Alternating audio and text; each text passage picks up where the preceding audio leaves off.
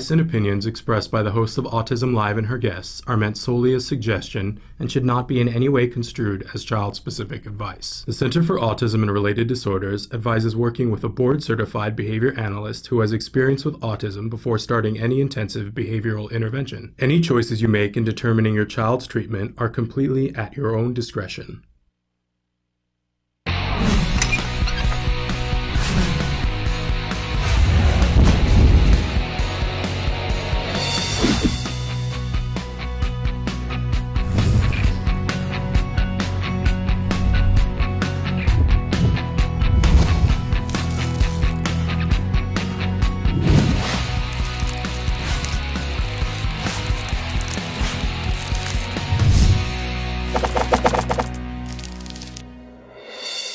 Good morning and welcome to Autism Live. I'm Shannon Penrod and we are webcasting to you live from the Center for Autism and Related Disorders headquarters in Tarzana, California.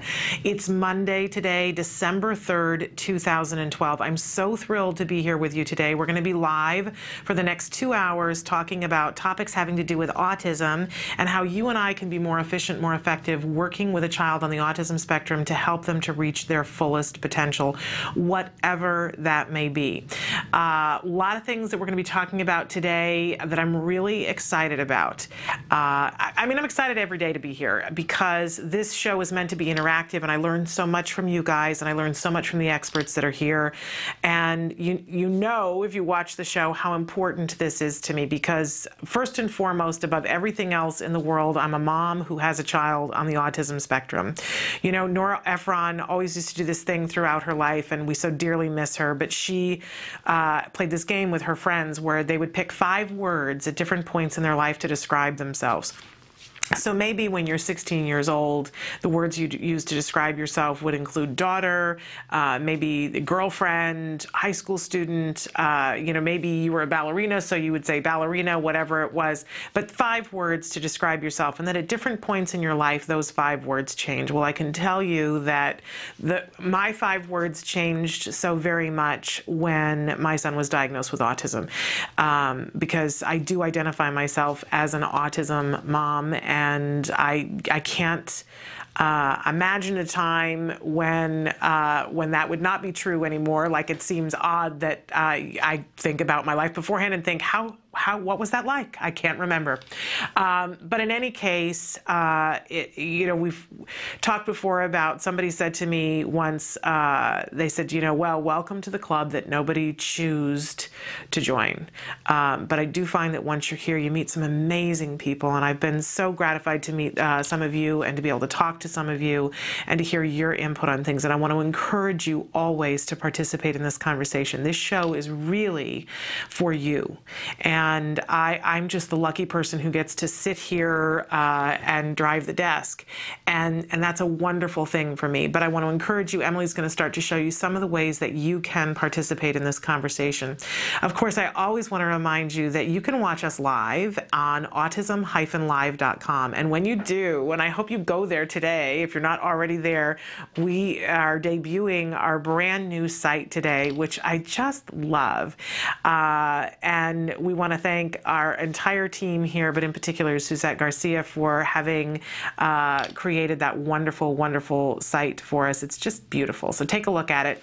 But you see that there's a feature there where you can post a question, and we appreciate it when you do. It's completely free. You don't have to log on. Nobody's asking for your personal information or your credit card number. Isn't that refreshing? Isn't that like odd in this world of things? But it allows you to have a voice in the live show so that if somebody is here and I'm asking them questions, and I can ask them your question. And I do hold that as something sacred to be able to do. So I hope you participate. Tell us what you need, right? Also want to remind you that as we talk about things, and I have the capability of talking endlessly. We recognize that, right? I want to remind you that I am not an expert in ABA, which we talk about a lot here, applied behavior analysis, and we're going to talk about it a lot today. I'm not a lawyer. I'm not a nutritionist. I am a former teacher. So I will sometimes speak about things having to do with that, but I'm not an IEP expert either. but I am a parent. And like so many of you, I'm picking up information as I go and going, wait a second, this is useful. I got to stuff this in my bag. Oh, here's some more information and stick it into my bag. But I hope that you too will share, because there are a lot of experts that we meet on this journey, and heaven knows it's wonderful to be able to meet people who can fill that bag with more. But we are on the front lines as parents, and we have a lot to share with each other because we're the ones that spend the majority of time with our kids, right? So you have something valid to bring to the conversation, and I hope that you will, and I hope you will remember that I'm here to learn and to be the conduit for you to get answers. That was my promise, that if my child could get help, and boy, howdy did he get help, that I would turn around and find a way to help, even if it's just one person. So I am here for you, and put me to work. Put me to work. Tell me what you need to know more about. Tell me what's going on, and let's see if we can't solve it. We like to start every morning with something that I fondly refer to as the jargon of the day. Now, I'm laughing about this because today we're going where we've never gone before. Are you ready for this? Because so much of the conversation that we have has to do with money, right? And we're going to be talking about money a lot. I know everybody just went, ugh, right? But there are some things that we need to talk about, because if we can save you 5 minutes and $5, that's a good thing, right? And if we can save you stress, that's a good thing too. So a lot of what we've been talking about recently, and a lot of what we're going to be talking about this week, is insurance and what the current state of insurance is and where we're headed and what's happening. There's a lot to talk about, a lot for us to get educated about. And there's a whole bunch more jargon. Yay! Just what we wanted to hear, right? More jargon in a field that most of us have no expertise in. Like, I really wanted to become an insurance jargon expert. I did not. I'm sure you didn't either. However, if it's going to cost us $100,000 to not know it, then we're going to suck it up and we're going to learn it, right? So I did ask our insurance friends to give us 5 jargon terms that we should most be familiar with. And we're starting that today. So are you ready? Strap in. Here we go. Our first term is self-funded employer plans. Oh my goodness. Already I get a pain in my head when I hear this, right? But I have seen over the last 6 months, especially here in California, that this phrase can make you or break you depending on your circumstances. So let's take a look at what the insurance department has told us that this means. Here is our actual definition. Plans in which the employer pays all claims with their own funds. Self-funded plans are only subject to federal ERISA laws. If a state mandates coverage for ABA therapy, the self-funded plan wouldn't have to comply with that law. So our working definition is, this is the possible exception to the rule. So if you're in a state that has the wonderful, wonderful news that you've got a state mandate saying that our plans have to cover ABA, right? That's a thing we've been working for individually, excuse me, in different states. And you go, woohoo! Because California passed it last year, and it took effect on, was it June 1st or July 1st of this summer? It took effect. And everybody's like, woo, this is fabulous. It was cause for celebration. But a lot of people discovered from January to June that their plan was self-funded, and so they were the exception to the rule.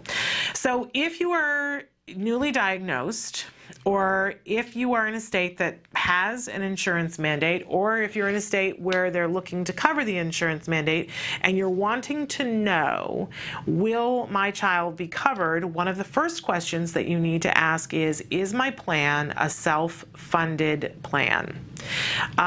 Because technically, if it is, they still are going to refer to it as insurance, but I guess technically it is not insurance, it's something else. It's a self-funded plan. Because insurance is where a whole bunch of people pay in the premiums, and then, you know, it comes out of a specific fund. We don't need to get into, because I don't completely understand that either. However, you can go to your HR director and say, are we a self-funded plan? If they say, yes, we are a self-funded plan, then you know that you've got more questions to ask, because if you've already got the state mandate that says insurance coverage is covered, they possibly can say, no, we're not going to do it, and they can get away with it legally if they're a self-funded plan. Now, if you go to your HR director and you say, are we a self-funded plan, and they say no, then if you have a state mandate, you are entitled to coverage for ABA under your plan.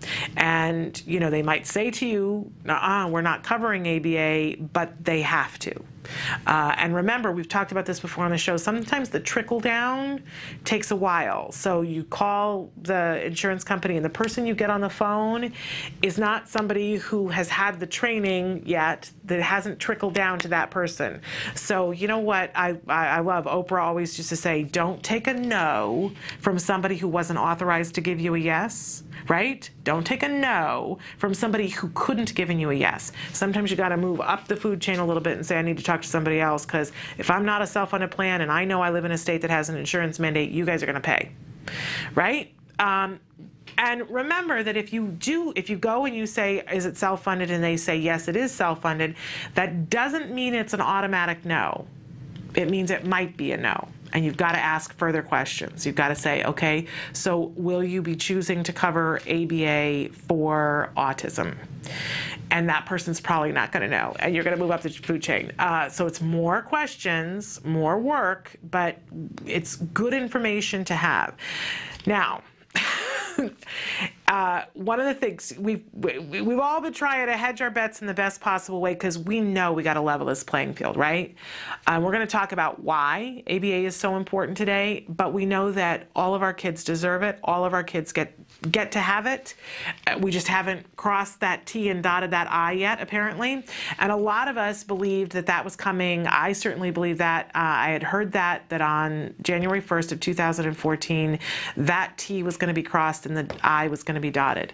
There is a possibility that that is in question, and we're going to be talking about that a little bit later today. We have an expert who's going to come in and explain to us what's going on. I have a ribbon that you are seeing me wear today that I'm going to be wearing, and we're going to be telling you what you can do, to why you might want to wear a ribbon and how you can wear a ribbon. All of that coming later on today, but I'll just give you a hint. It has to do with insurance and funding and leveling this playing field and getting it so that all of our kids, this should not be a pick and choose, right? It's not fair that some kids can have access to this and other kids can't. It's unconscionable, it's wrong, and you and I can do something about that today.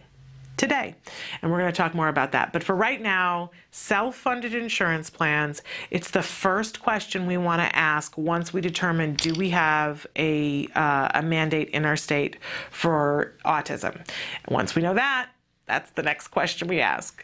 Is my plan self-funded? And then it's like the decision tree, right? Then you either know you've got coverage or you know you've got a bunch more questions to ask. Okay, don't get confused. It's hard to understand, but we're going to have an expert a little bit later that's going to help us to get a grasp on what we need to do. All right, we always have a question of the day for you. And our question today, it's a power-packed one, right? And you know we're talking about money. What do you wish you could afford? Now, this is a no-holds-barred question. It could be a new sofa. It could be going to the dentist. It could be going to the grocery store and not having to budget to the very last cent. It could be having $1 million in the bank. What are you wishing for? What do you wish you could afford? What do you wish you could do right now? There was a big lottery amount that was given out last week, and I always love that. I love the fact that there is a lottery. I love the fact that somebody won just gazoodles of money, and I love the fact that for a couple of days, whether you bought a ticket or not, you got to ask yourself, okay, what if money weren't an issue? What if it weren't? What would you do? right? I think that's a great, healthy way to spend some time that relieves stress. I encourage all of you to consider doing it. But I want to know from you, what do you wish you could afford? And sometimes it's something that's really, when you name it, it's within grasp, right? With a little bit of work. Sometimes it feels like it's really far away, but I think it's always good to say it. So if I were going to answer this question, it's changed so much over the years. I wish I could afford.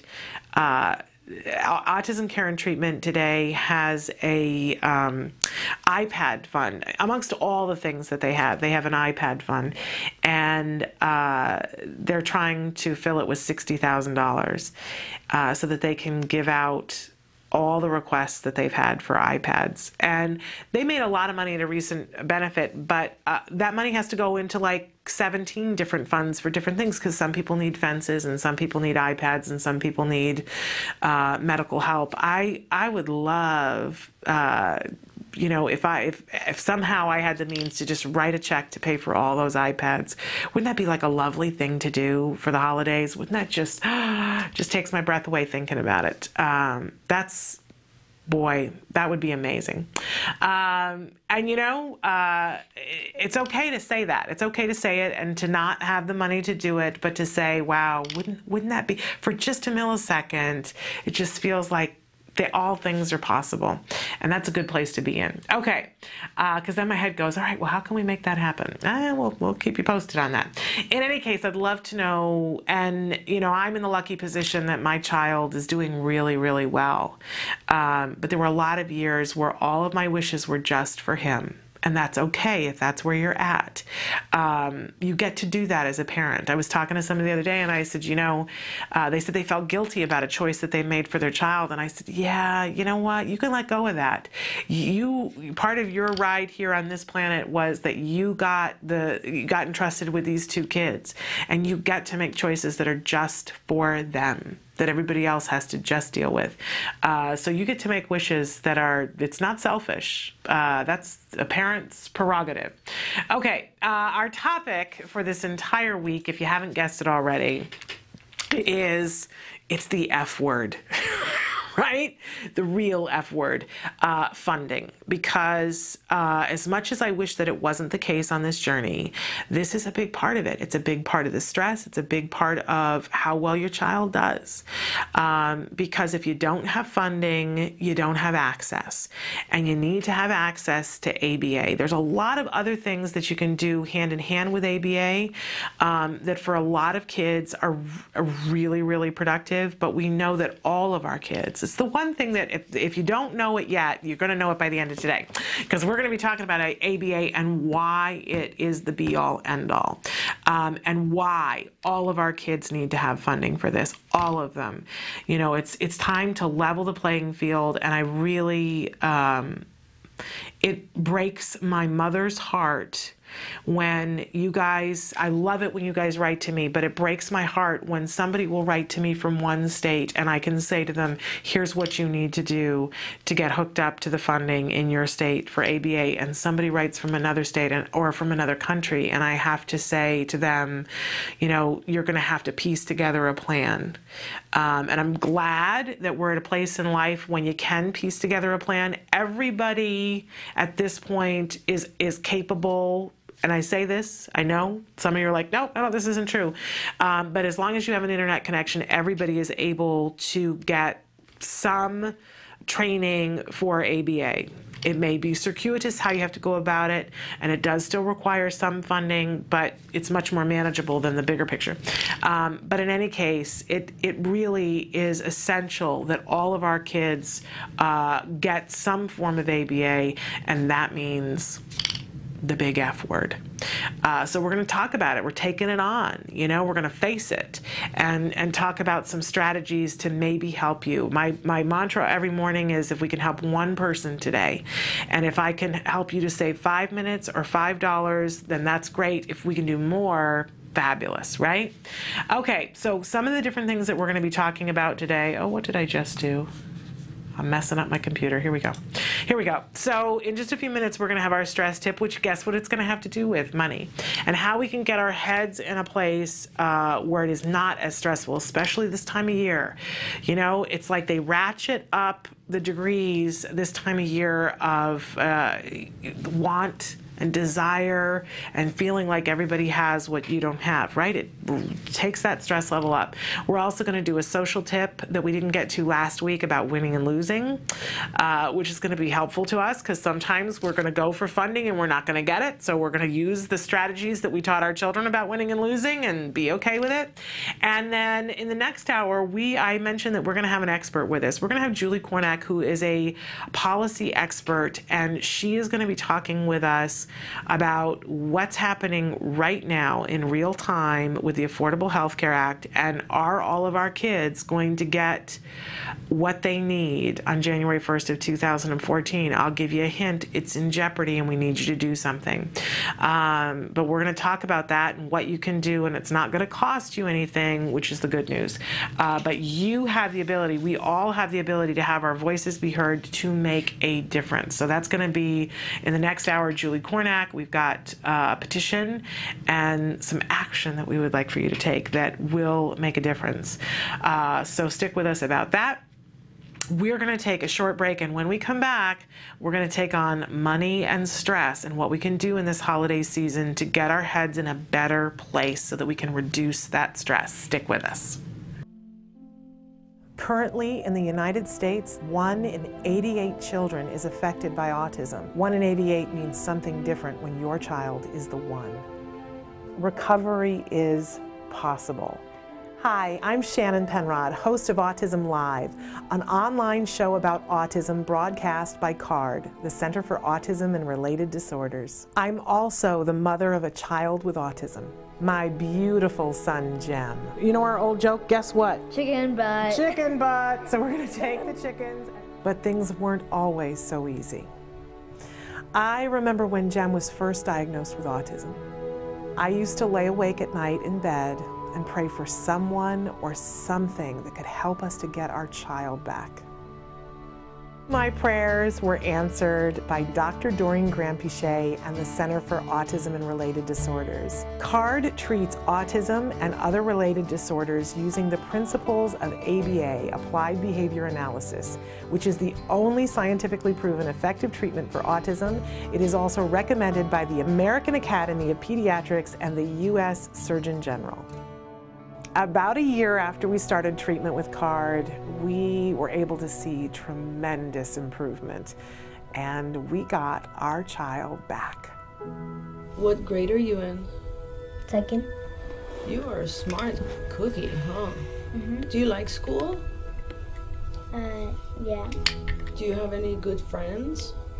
Yeah, Oscar. Oscar is your best friend? Yeah. And my child is just one of thousands to benefit from CARD ABA therapy.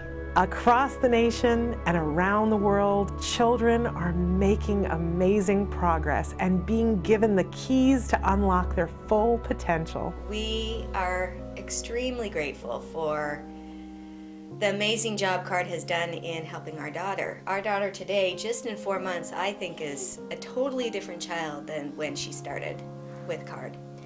I kind of see it as, it seems like her brain in a way was asleep, and now that we've gotten so many services, we've seen her wake up. Teacher has some glasses. Recovery is possible if you take the right steps, if you're willing to put in all the hard work. And 7.5 years, yeah, it's a lot of work. It's worth every little bit, and CARD's been there with us every step of the way.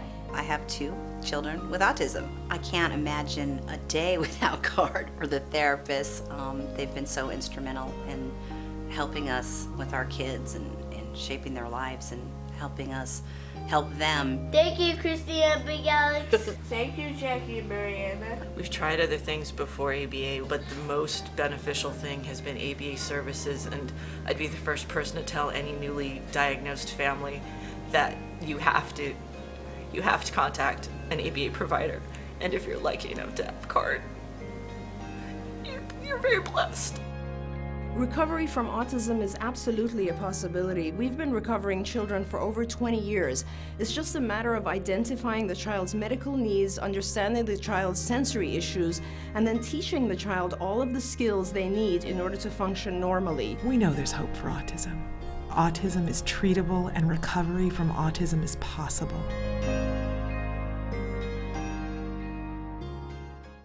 Welcome back. We're talking about stress and about money. Our topic all this week is funding, and we know that this is a part of this journey. Look, if Holly Robinson Peete said in a blog last year the 8 things she wished that everybody would know about autism, and she said number 1, no one can afford it, then we're all off the hook. None of us can afford it, right?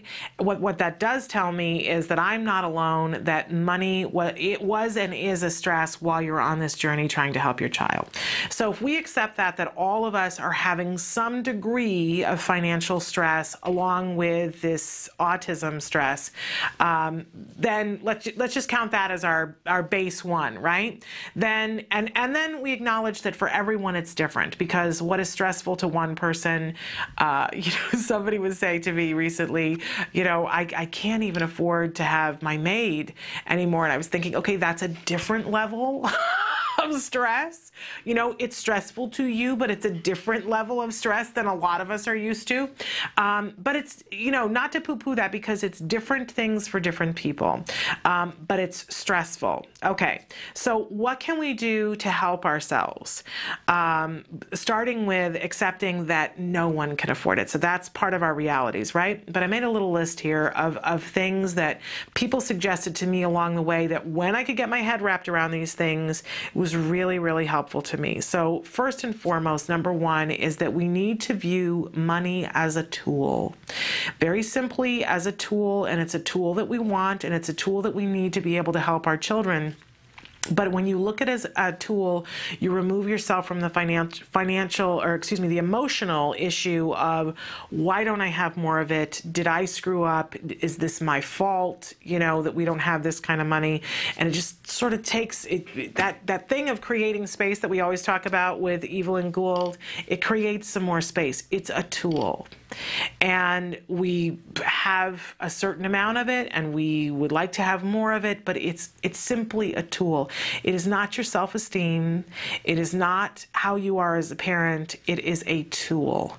And I think that it helps us to look at it that way. The second thing is to really take a good actual look. It's hard. Oh my goodness. I remember when we had to do this, when we sat down with a big piece of poster board and listed all the things that were going on. It was about, I want to say about 6 or 8 months into autism, and it looked like things were really going off the track, and I couldn't sleep. And we finally listed it all and said, okay, here's where we are. It was horrifying. It was absolutely horrifying. I think I cried for 2 days. But you know what? It was much better. I was able to sleep while I cried. It was much better to look at it and go, okay, here's where we are. And then I had to get into, it's like the stages of grief, right? You got to look at it, but then you got to get into acceptance, of accepting, okay, here's where we are. You may have had financial goals before, and they may shift at this point, and you realize, okay, I remembered thinking before my son was diagnosed with autism that we were going to buy a house, that we were going to be homeowners. And I remember looking at that poster board and having that moment and going, we aren't going to be able to buy a house. And I don't know if we're ever going to be able to buy a house. But you know what? Looking at it and accepting that and going, but this is a choice, because we're choosing to do X, Y, and Z, and we're choosing to make sure that, and the state that I was in, we were so lucky that we were given ABA and given a really complete program, and we're able to have the Center for Autism and Related Disorders come to our door because the regional center paid for it in full. But it meant some other realities. It meant that I couldn't work, which meant we weren't, we went from being a 2-income family to being a 1-income family, and it wasn't going to be a house. But that was my choice.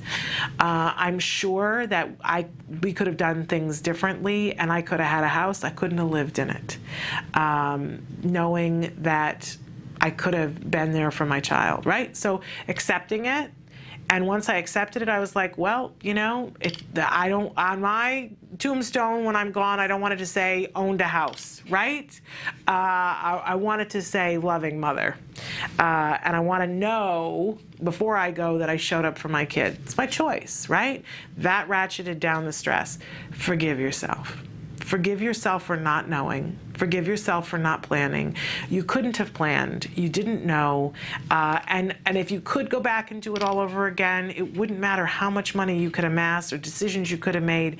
Remember, Holly Robinson Peete told us no one can afford it. So no matter what you did, you weren't going to be able to save the financial situation ahead of time. So forgive yourself for what the realities are and for what the choices are that you're going to make. Forgive yourself. I believe that as parents, we make the best choices, that we follow our guts and we do what is right.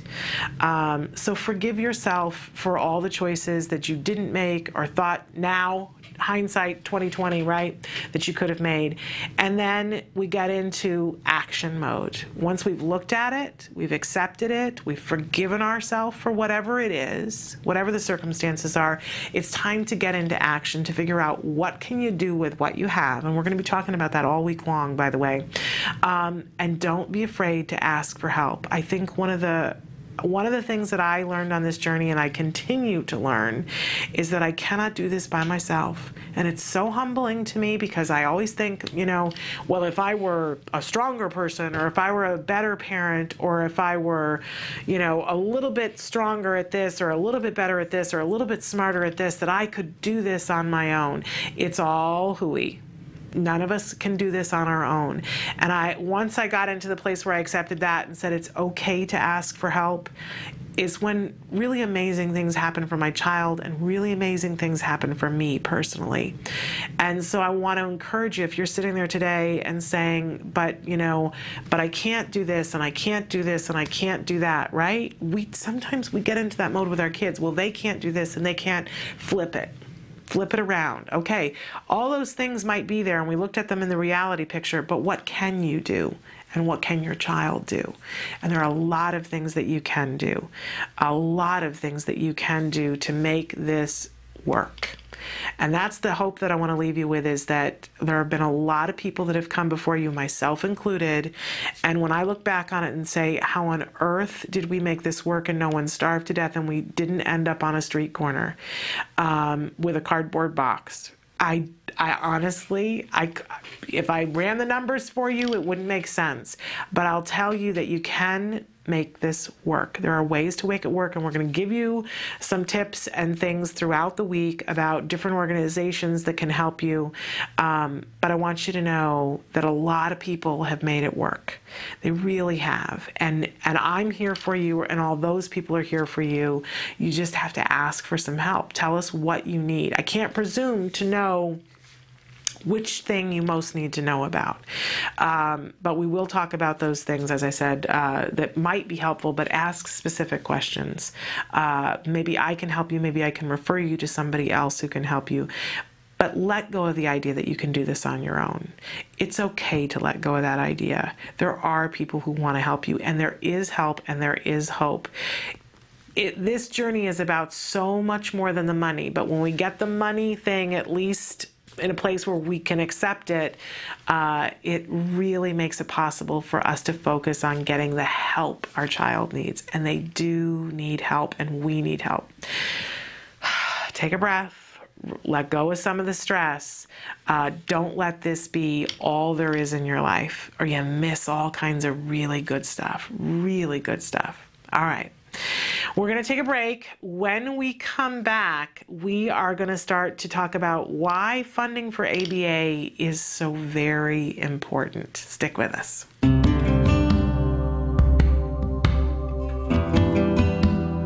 Hi, I'm Bryce Myler, and I'm the Contracts Director for the Center for Autism and Related Disorders. I've been here for about 5 years. CARD has several employees with many years of insurance experience, dealing with insurance, dealing with pre-authorizations, dealing with discovering whether there's coverage or not. So we have more experience than any ABA provider that I've ever come across. So for a prospective client, somebody that may be interested in, ABA therapy and what CARD has to offer, We have a special 800 number, and you call that number. They will talk to you about what we have to offer, how ABA works. He'll ask you for the front and back of your ID card, and then we check to see if you do or do not have coverage. If you have coverage for ABA therapy, we try to do whatever we can to set it up where we can bill for you and you don't have to fight with the insurance company every month to get your claims paid. For California residents, we recently did a series of insurance trainings all over the state, and you can click on the link below to watch pretty much the full presentation. It has a lot of information, how you can get your insurance company to comply with what they're supposed to do, understanding the networks, and many other valuable pieces of information.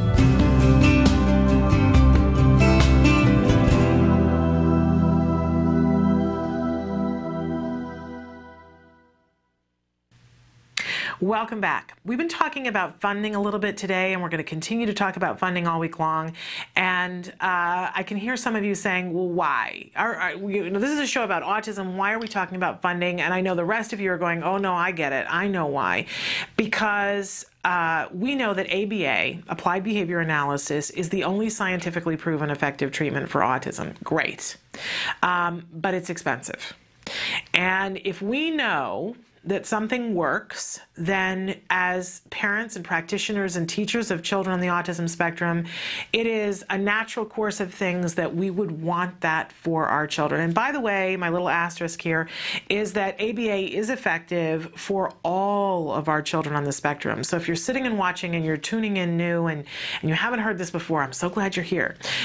Because ABA creates progress in all of our children, not just some of them. I know a lot of people, there are a lot of misconstrued facts out there. You know, people think, oh, well, there's just a certain group of kids that can benefit from ABA. And the fact is that all of our kids can benefit from ABA because all of us can benefit from ABA. ABA is a really old science of behavior and looking at why do people do things, and can we manipulate circumstances to get people to do more of the things that we want them to do and less of the things that we don't want them to do.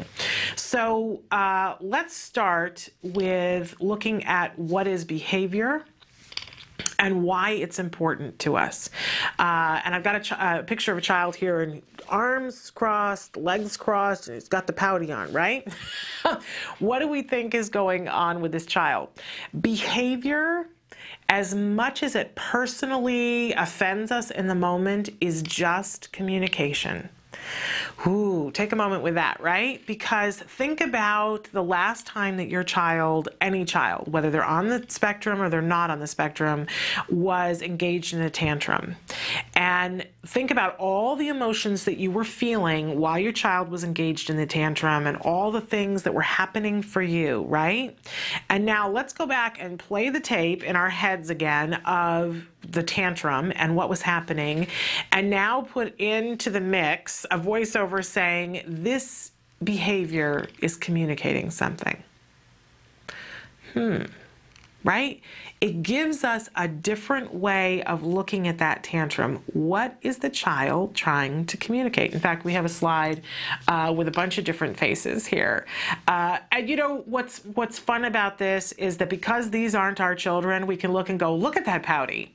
My mother used to have an expression when a child would stick out their lower lip. She would always say, oh, a rooster's going to come and sit on that lip. Now, I have no idea what that meant.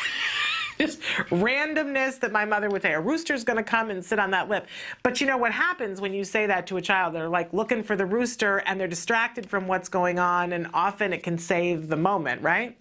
I have no idea why she said a rooster. But when it isn't our child and we see this behavior, like there's this baby screaming, and I can laugh at it because I'm not emotionally tied to why is this baby screaming. I have an emotional understanding of the fact that this baby is not going to scream forever, that, you know, I can be in a place where I make room for the possibility that this child is communicating something.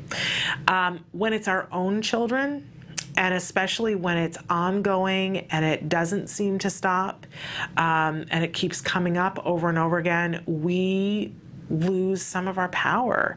It becomes an emotional thing where we get caught up in and feeling as though this is going to be the rest of our lives. I love on America's Funniest Home Video, we got to interview Vin DeBona too at the Denim and Diamonds, and what a lovely human being he is, and his wife too. And I was thanking him shamelessly for all the joy that their program had brought to our home. We love on Sunday nights to watch that with our son and listen to him giggle. But I also have learned some things from watching their program about, you can Google to see, they have videotapes always of kids doing tantrums, and there's several of them that have become very famous on America's Funniest Home Video where the parent is videotaping the tantrum. And one in particular that I can think of, there was a little girl who did this thing where she would throw her head back and literally fling herself almost in a flip on the carpet. And the mom was standing there laughing. You could hear her laughing as she's videotaping, and she's like, okay, what are you doing? And the child flings herself on the floor, and she's sobbing and crying, and the mom ducks behind the wall so that the child can't see the mom or the camera, and the child gets up off the floor and walks around the corner to see where mom is. The minute she sees mom there and sees the camera there, she flings herself back onto the floor, and you hear the mom and probably the dad standing behind chuckling. It's so funny. I'm going to move a little further over and let's see if the child does it again. And the child crawls out and throws themselves on the floor, and the mom and the dad are laughing hysterically. And as a parent of a child on the autism spectrum, this is foreign land to me. I was watching and going, who laughs while their kid is throwing a tantrum? People who know it's not going to be the rest of their lives. That's who laughs. And unfortunately, for those of us who have kids on the spectrum, we don't know that in the moment, right? Because we're caught up in the, what does this mean? My child, something's wrong, and I don't know how to get through to them, and this is going to be this way forever, and what's going to happen when they're 15, and am I ever going to be able to potty train this child? Is the child ever going to go on a date? Are we never going to get to go to a Little League? It just piles on, right? But it's important for us to acknowledge that when it happens, when you feel that piling on, and to go back to the sentence, what am I saying? What is this behavior saying? What we would do for another child, we do for our children, because it still holds true. If a child has an autism spectrum diagnosis or not, behavior is a means of communication. Our kids are telling us something. Sometimes it's, I'm in pain. Sometimes it's, I'm frustrated because I can't tell you what I want you to do. Sometimes it's, I need you to pay attention to me. Sometimes it's, I'm scared, but they are saying something to us, and their tantrums are to tell us something. If we can get into the mindset where we start looking at behavior as a means of communication and make space for that, we can get a lot more done. What can we get done? Well, stick with us. We're going to take a break, and when we come back, we're going to talk about how we can manipulate things to help our children to be able to communicate better, and to help us to teach our children all kinds of skills and to reduce that challenging behavior. So stick with us. More on ABA when we come back. Mostly the behavior started at night, but it was invading the day, where he would just speak one syllable and babble and pace around. When she was a year old, she lost speech. She did never seem to request me for anything, even for food.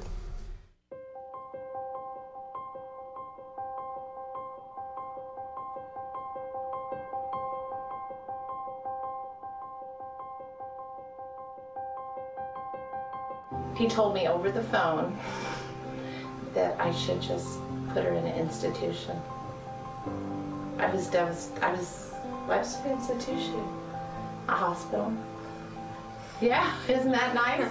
He told me that it was possible or likely that Ruffin would never be employed, that he would never work productively, that he would not know that I loved him, nor would he love me, nor would he be likely to marry. There's a 50% chance that he won't be able to talk at all, but if he does talk, he will only be able to, you know, make simple desire requests, I want, things like that. And probably by the time he was 10, he'd be in a home. Doreen told me that he would recover, and Doreen told me that he would go to regular kindergarten.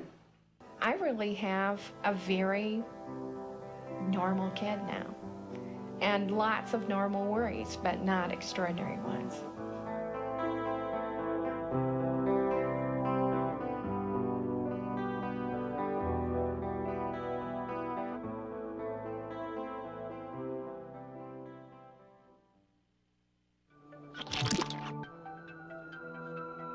My name is Deli Popola, and I'm one of the creators of TheOutSpot.com.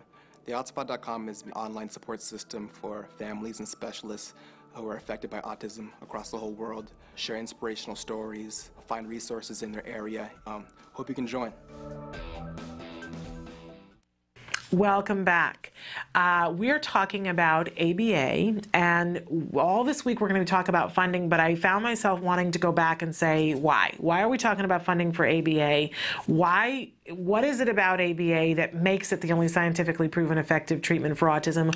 Why did the Surgeon General almost a decade ago refer to this as the gold standard of treatment for autism? So we talked a little bit about the fact that behavior is communication.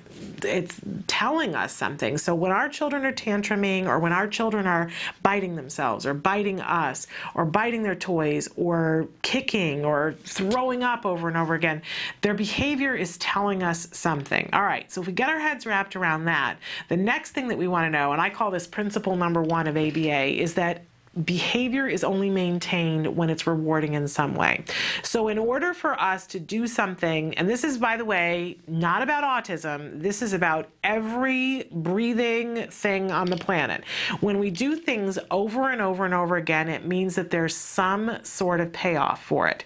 Otherwise, we won't do it again and again and again. Now, if you're like me, the first time somebody said this to me, I said this is wrong, because people smoke and people engage in behaviors that are dangerous, and people, do all kinds of things that they know that they shouldn't do. So how could that be that if it's only behaviors that we do again and again are only rewarding in some way? And it's because that behavior is being rewarded. There's something about it that the person is getting a paycheck. So for people who smoke, and if you look at it from this point of view, it's a bad thing. We all know nobody should be smoking anymore, right? And yet millions of people still smoke. So what's their paycheck? Why are they still smoking? And it's different for different people. I have a person in my family that I love and adore, and that I've threatened with all kinds of horrible things if they don't stop smoking. And I recently sat down with this person and said, okay, what's the paycheck? And he said, what are you talking about? I said, what is the paycheck? Why are you smoking? And he said, well, a young college student, and he said, I'm working this job, and the only time we get a break, because it's in a restaurant, and I worked my way through college and graduate school working in restaurants, and I know this to be true. They say, oh, you have to take a break every so often, but it almost never happens. He said the only way you get to take a break is if you take a smoke break. And the manager smokes, so if you want to take a smoke break, they get that, and everybody goes out, stands outside, you get a break, and it's a time when I get to talk to other people. And I imagine that at some point it factors in that there are young women who are out there smoking. He did not identify that, but I'm assuming that that's a part of it too. So big paycheck. You get a break. It's an opportunity to socialize with the manager, which means that you're going to get the better assignments when things come up. It's a social time, and it's even a time to potentially, meet people that you might be of interest to. That's a pretty big paycheck on a regular basis. And if we take all that away and say, okay, now I want you to go through the physical uncomfortableness of the craving, and we're taking away this big paycheck, now make that work somehow. It's an uphill battle, right? But there are ways that we could change those circumstances so that the paycheck was no longer there. It's hard when it's being driven by other people, right? But I'm imagining that if a new manager came in and that didn't smoke, that part of this paycheck would be vastly different, right? And when we look at our kids through this light and start to think, okay, what is the paycheck? My child is, and fill in the blank, but let's start with my child kicks other people on a regular basis. They just all of a sudden will start kicking people, and I don't know why. And it's very easy when our kids have autism to have some what looks like random behavior where we go, oh, you know, and at some point, I'm sure all of you have had this experience. I certainly did, that somebody goes, well, that's just the autism. You know what we need to get in the practice of saying? When people say that, we need to say it's bull, right? No, that's behavior is what that is. And behavior is communication. Okay, so the child is kicking. And we start to look at it and say, what is the paycheck for this behavior? What is it that happens? Why is this rewarding to this child?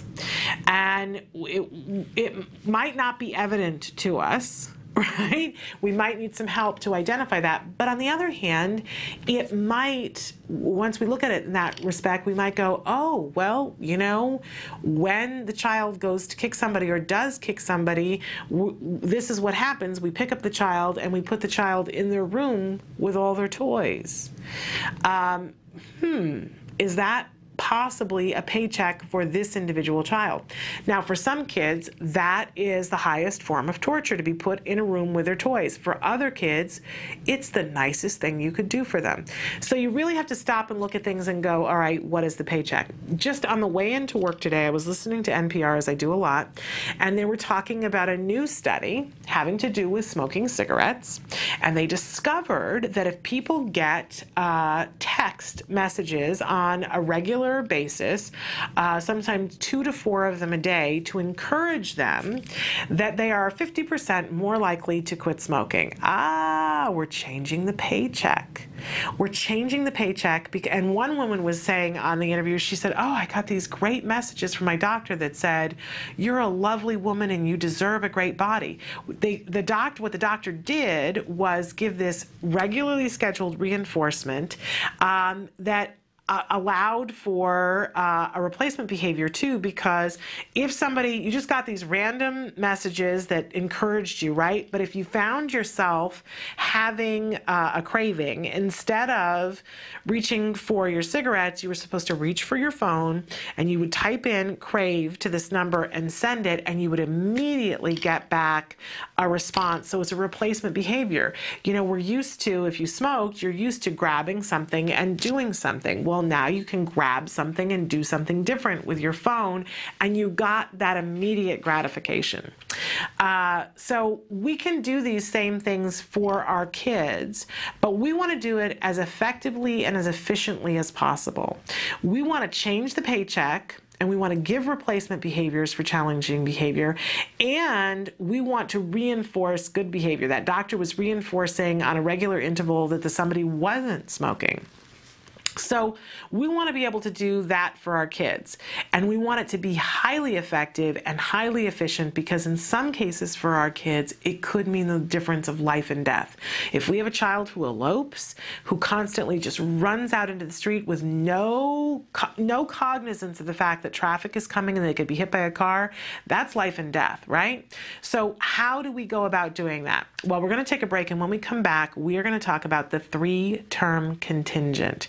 This is where we start to sort everything out and see, why is this behavior happening and what's the paycheck, and then being able to manipulate it. Stick with us, the 3-term contingent, when we come back. The Autism Society exists to improve the lives of all affected by autism. We work to increase public awareness about the day-to-day issues faced by people on the spectrum, advocate for appropriate services for individuals across their lifespan, and provide the latest information regarding treatment, education, research, and advocacy. For more information, visit www.autismsociety.org. Welcome back. We're talking about ABA, Applied Behavior Analysis, and we're talking about the ABCs of behavior. I talked about a 3-term contingent before we last left. So what is this, and why does it matter to us? Because I got to tell you, if you've got a kid on the autism spectrum, this becomes your new normal. This is your new way of looking at things that I promise you, if you can get your head wrapped around this, will change everything, and it'll change it today.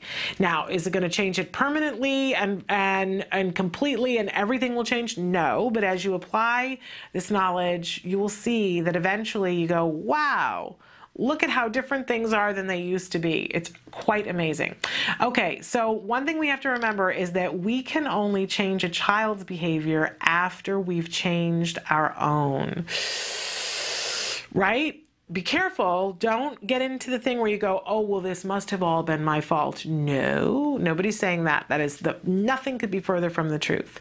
But if I want to change the way somebody's behaving, I first need to change what I'm doing, because I'm a part of the environment and I'm setting up circumstances that may inadvertently be giving a paycheck.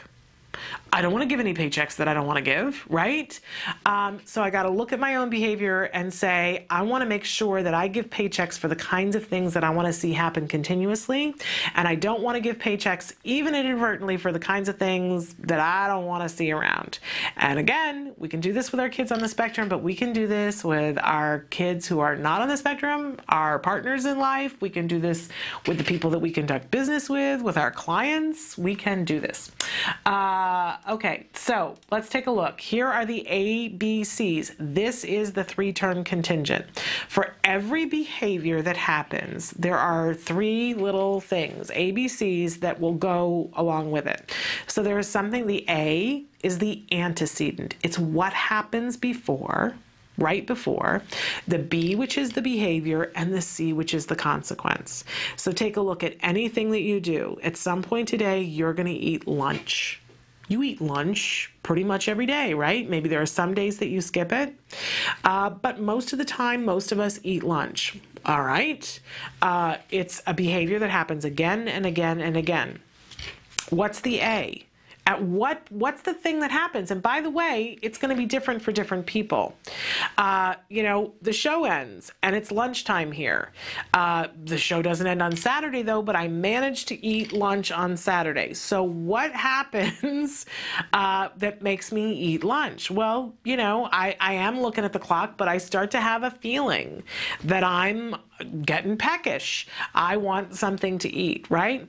For you, it may be that you have a scheduled time. My son has a scheduled time that he has lunch at school. Bell rings, it's time to have lunch, right?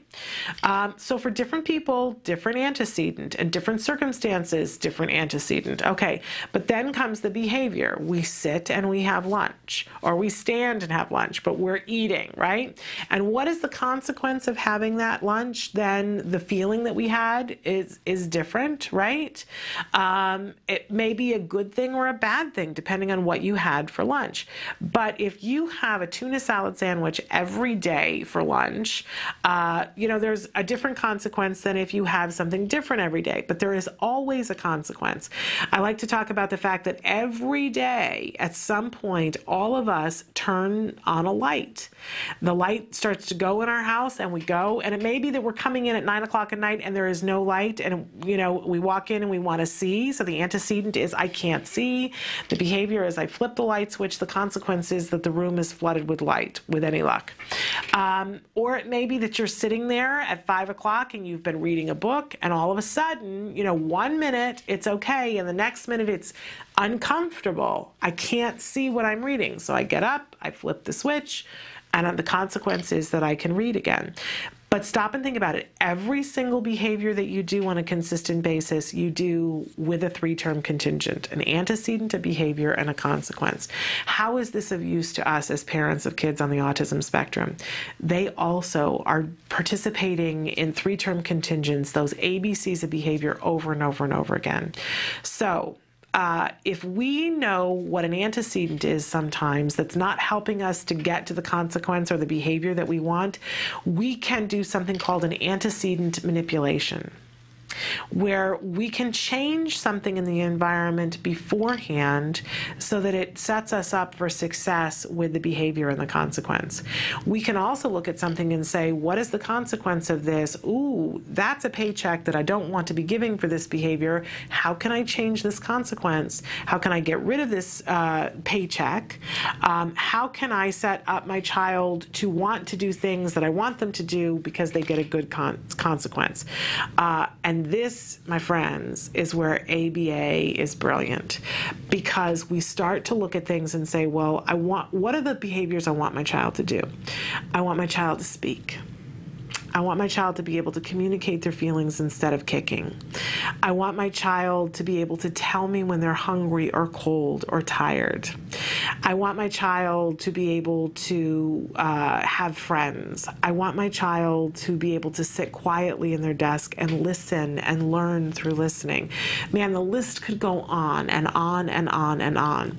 Well, if I acknowledge that rule number 1 says that these behaviors, and really it breaks down into chains of behaviors, all those things that I listed are only going to happen on a regular basis if they are in some way reinforcing to my child. Then I have something to do. I find a way to make it worth their while. I find the way to give them the right paycheck for doing a series of behaviors that arrive at the bigger behavior. If I want my child to brush their teeth, I might start with teaching a behavior and rewarding a behavior of spreading the toothpaste onto the toothbrush. And then I graduate up to, brushing and turning and doing all, and spitting and rinsing out the toothbrush. So eventually I get a child who not only brushes their teeth, but enjoys brushing their teeth. On the flip side, if I have a child who's kicking and hitting and biting, and screaming, and I say, okay, what is the paycheck for this? And I figure out what the paycheck is. I figure out what the function of that behavior is, maybe with some help from a really good BCBA, a board certified behavior analyst. And I can, in some cases, cut the paycheck off. I can give a replacement behavior for this behavior. I can make it so that it's no longer reinforcing to do this behavior and make something else happen. So if we discover that the child is kicking because they don't know how to say, I'm thirsty, right? Then we stop giving them juice when they kick. I know it sounds ridiculous, but I myself have inadvertently reinforced a behavior we all have, right? It's an extreme example of the child kicks and we try to separate them from the situation and give them juice, but we've all done things that are equally not productive. But then we say to ourselves, okay, well, when the child kicks, I'm not going to give him juice anymore. And so that's my consequence strategy right there. No more juice when you kick. That's not happening. And I'm going to go to the antecedent and say, maybe my child gets thirsty and I'm going to start to teach skills of asking for juice. But in order to make sure that the kicking doesn't happen, because the kicking happens to get juice, I'm going to start to give the juice to a child on regular intervals so they don't get to the point where they go, hey, I need some juice, I'm kicking you. It is so overwhelming to think about, but it's so incredibly doable. We can help our children in this way. It's been scientifically proven, and we've seen it time and time again. I saw this in my very own home. Maybe I'm not the sharpest knife in the drawer, but I'm also not the dullest knife in the drawer, and I'm a former teacher, and I thought I had done everything to be able to help my child, and it wasn't working. And this worked with my child on day 1. And I got to see how, it's little bits at a time and how it amasses into something that's truly amazing. My husband and I refer to ABA as the autism miracle in our living room. This is what we're fighting for our kids. The ability to have this treatment which works for all of our kids. This is why the funding is so important, because this works. So we're going to take a break and we're going to show you the A word, a little boy, Jack Riley, who is fortunate enough that he is getting ABA in his home. He is having the Center for Autism and Related Disorders come to his home to do therapy, and we're at a point in the series where he's about 3 months in, and we're getting to see some of the pluses, some of the things that he's gained. We're still not done. This is a long haul. This isn't something that you're done in a day, right? It's more like years. Truly, at least a minimum of 2 years. But we're starting to see some of the benefits, and it's not always easy. Not always easy, but again, so very worth it. So take a look. This is the A word.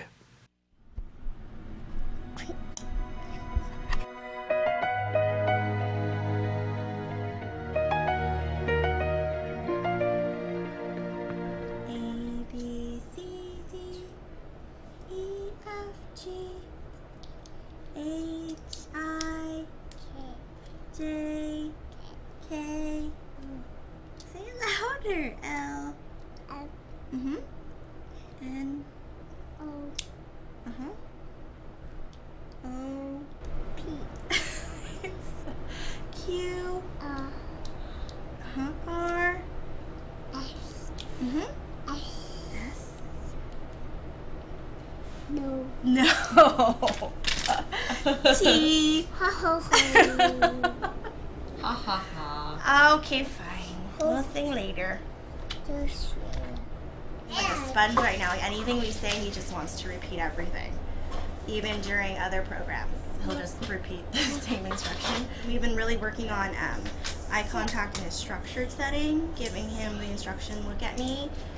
He's required to look at us, but that's been a little difficult because he's confusing the eye contact with verbal imitation, so he'll just say, look at me, instead of actually looking at you. So during play, I'll call his name or say, look at me, and he's doing really good. I don't have to prompt him too many times. He actually just spontaneously will look on his own, which is a lot better today. Help. Help. Help? What do you need help with? What do you need help with? Let's see that again.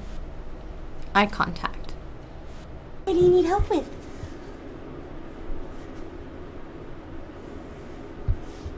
Look. Huh? Show me. What do you want? What do you want? Box. Box? Okay. Say, I want box. Box. Say, I want box. Yeah, say, I want box. Yeah, box. Good. Here you go. Here you go.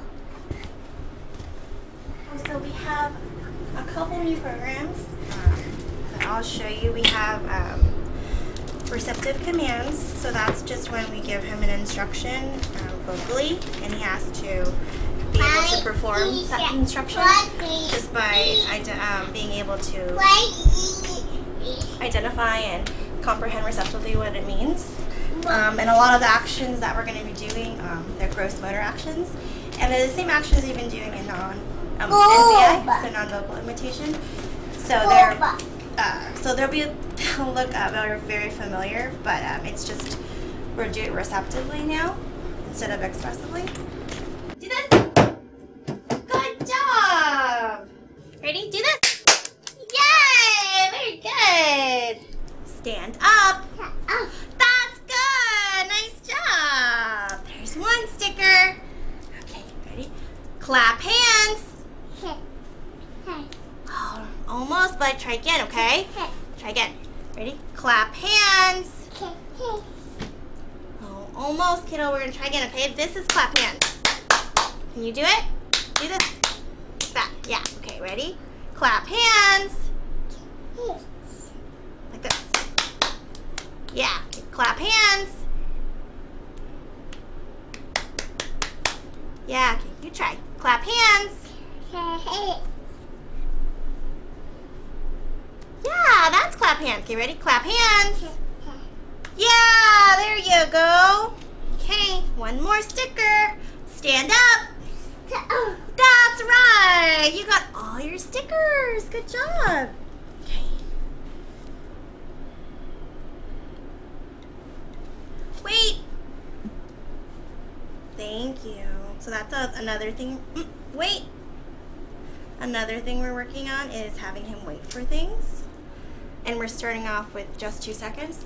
Just things like waiting for tangible items, like things that he really wants, or waiting before we go somewhere, or waiting before we open the door or something.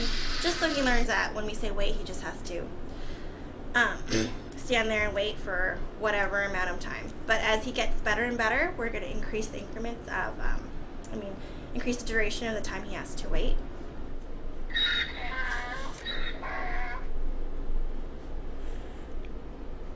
He went swimming yesterday for the first time in a while. How did that go? Went okay. Yeah. He was excited. He loved being in the water, but Last he was summer a little cautious. we went in several times, and then we got diagnosed in the winter or fall, but he hasn't been in since he got diagnosed. Okay. And did he do okay? Yeah. Well, I wasn't here, and she was with him. But, oh, that's great. And Papa was with him. No? There too. Yeah. No.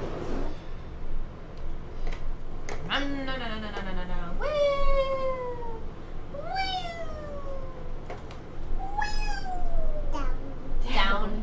Up. Up. Down. Up. Down. Up. Down. Should we draw? What's this? Cat.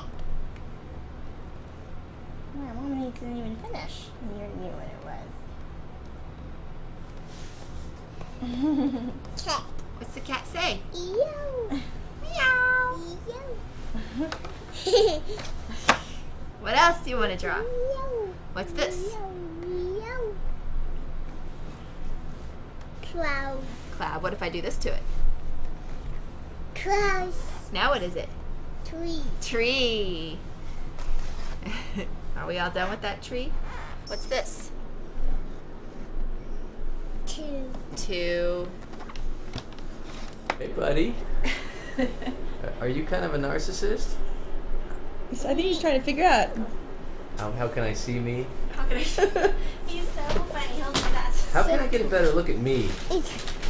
Yeah. Just going to climb on your lap, Miss Suzanne. I hope you don't mind. I don't mind. There are some days when I'm invisible and just a fixture in the room. Today is not one of them. The past few sessions, Jack Riley will for a moment notice me and become fascinated with a camera. He's been interested in looking through the viewfinder and figuring out the difference of what he sees in front of him and what the frame is showing him. It's like he's trying to figure out what kind of reflection is being shown to him. The way in which he looks at himself and others in the camera, to me, relates to eye contact. It seems easier through that buffer. Never interrupt a man in his crush. He was flirting with the girls that were heading to the pool yesterday. I guess there were some bikini girls over here he was flirting with. He went right up to the window and looked right at her. Set himself up. Yeah, he did. I didn't see it, but I had it described well to me. Then the other girl came down to get her, and he did one of these. He watched her walk by, and I'm like, okay. Well, remember what he did to the waitress at Bodega? It was all over her. Yeah, he once, we went to this restaurant, and our waitress came up, and this was, I don't know, 10 months ago? Yeah. 8 to 10 months ago, and she sauntered off, with her, and he goes like this in his stroller. He goes like this. Like the college kid, watching her walk away. Right, Jack? And he said, Dad, check it out. No, I'm just kidding. That was too much. Did I go too far? Did I go too far? The fact that I was taking his pants off. that might have done it. Dad. Hey, Stinky, now you're climbing on her with a diaper. That's not good. That's not good. She didn't buy in for that. I took your game, didn't I? Yeah, I don't have any game now. No game, Dad. No game, Mom. Pretty hard to be cool with the diaper on. Okay, sillies. Come here. Hey. 1, 2, 3! She's still filming. You can still watch. See? You want to see? There's some stuff you might not want to see, but... Here, let's get the cracker off your chin. No kicking. No kicking. Don't kick your Nope, sister. don't kick your sister. Yeah. I was going to say, Mom? Really? Okay. That's what I was telling him in the pool yesterday. Don't kick your little sister. And I'm like, well, that's the first time of many that I'll tell him that. Before you go back to flirting. Rule number 1. Yes, definitely pants back on. No kicking. Hey, squirrel! Squirrel! Ow! Squirrel! Squirrel! Peppa Pig. Daddy Pig. Mommy Pig. Baby. Baby Pig. Baby. Baby Pig. Baby. Peppa Pig. Baby. Baby. Back. Wonderful, wonderful series. A couple of things that I wanted to bring up in particular. This wonderful time that we've been talking about that last week and this week of echoics, that he is in a phase where he's repeating literally everything that they say. Is it always brilliant, and is it always when it should be? No. It's okay. It's developmentally appropriate for where he's at. So if you have your child start, I know some of us have a fear that our children are going to get stuck there, but if you're working with a really good ABA provider, that's not going to happen. Don't be afraid of the echoic phase. It's really, really beneficial, and it is something, again, that's neurotypical. Yes, we would have expected that to have been earlier, but it's okay that it's happening now because it's going to get us to the next milestone. This whole idea of that she's saying to him, look at me, and then instead of looking at her, he repeats it, right? But we are starting to see that the spontaneous eye contact starts to come. There's this wonderful moment where the filmmaker actually stops and says, wait a second, let's go back and look at this. And she draws the picture because we would miss it otherwise. And I think that sometimes this happens to us in real life, that we're looking for the eye contact, and when we're talking to our child, we're looking for and hoping for the eye contact, but we miss a lot of the little ambient eye contact that potentially can happen at this phase. And it's really important to reinforce it. She does, because she's a very well-trained therapist, but he does kind of look at her and she says, what do you want? And he gives her the look, and she gives him tickles to reinforce the eye contact.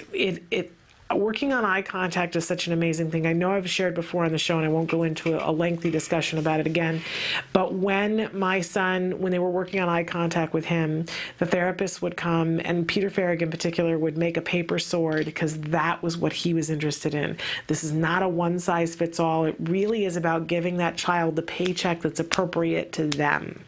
And my child was in love with Peter Pan and was in love with the whole, when the Captain Hook and all they're not merry men, all his pirates with Smee, they would have the big sword fight. So he loved that. And Peter would come and make swords out of paper. And he would, instead of cutting them, he would tear them. So there was no sharp edge. Nobody was going to get a paper cut. And they would stand in the middle of the living room, and Peter would be doing the sword fight with him, and then he would freeze. And he would wait until Jem would make eye contact with him, and then it was like the start button. And as soon as he would make eye contact with Peter, Peter would start to fight with him again. Now, did my son get it in the beginning? No, he did not get it. And we see that moment with Jack Riley where she's saying to him, she says, stand up, and he stands up. And she says, good, and she gives them the sticker. And the sticker is really reinforcing to him because he, not only is the sticker reinforcing, but he knows eventually he's going to get the iPhone toy to play with, right? And so then she says, okay, clap, and he stands up. And that isn't it. So he's like, doing all kinds of things like, what is it? What do I need to do? He doesn't get it yet. We're in a teaching moment here. And she says, good try, good try. But he clearly doesn't get the sticker. She sits him back down and she says, clap. And he jumps up again. He's like, I don't know what it is you want me to do, but I really want to do it. That's great. That's great. But we don't leave a child hang there and not know, right? We want to give him the answers. So she does the physical prompt. She says, clap your hands. He's like, oh, that's what you want. Great. So she says, clap hands, and he, he's doing this. She does it again. He doesn't quite have it, and she reinforces for him, this is clap hands, and eventually he gets it. He gets it. Does he have it forever? No. We're probably going to have to do it again this afternoon and tomorrow, but he is going to get it. I can assure you that by now, Jack Riley completely has the clap hands and has moved on, 300 lessons later. But that moment of that eagerness, I don't know what it is you want me to do, but I'm trying to figure it out. that's when we know that we've got the right reinforcement for the child. And again, we make sure that we help them out, give them the answer, absolutely, because this is how the child is really going to learn. And even, you know, he gets the 3 stickers, and because he finds the stickers so reinforcing because they're pictures of things that he thinks are cool, and he sees the iPhone is coming, and then she takes the moment to work on one more thing, because this is, you know, he's not new to this, and we're moving the goalposts away from him. So she says, you gotta wait, and she waits 2 seconds, and he gets, no, gotta wait. Just making him wait 2 seconds, because what a valuable lesson that's going to be. So amazing how we see the rules of ABA, getting the paycheck. He wants to do it because he wants the paycheck. And by the way, she's praising him, pairing that praise so that eventually they don't have to give a sticker. And eventually he doesn't get tickled. And eventually he doesn't get to play with the iPhone. She just says, good job. You know, so that we're constantly, you know, we give the reinforcement, and then we're always inching away from it and making sure that praise is the thing that they find reinforcing. Because eventually we're going to fade that too, because you go off to school and they don't praise you for everything you do, right? But so exciting to see our kids, and all of our kids deserve this. This is ABA at its best. Quality ABA, increasing skills we want to see more of, decreasing skills we want to see less of.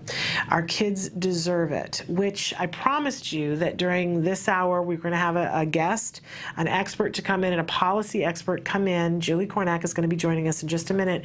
We're going to talk about ABA and the Affordable Health Care Act and what you and I need to do today to ensure that this playing field really gets to be level. So important to all of us. We're going to tell you what you can do after this message. Stick with us.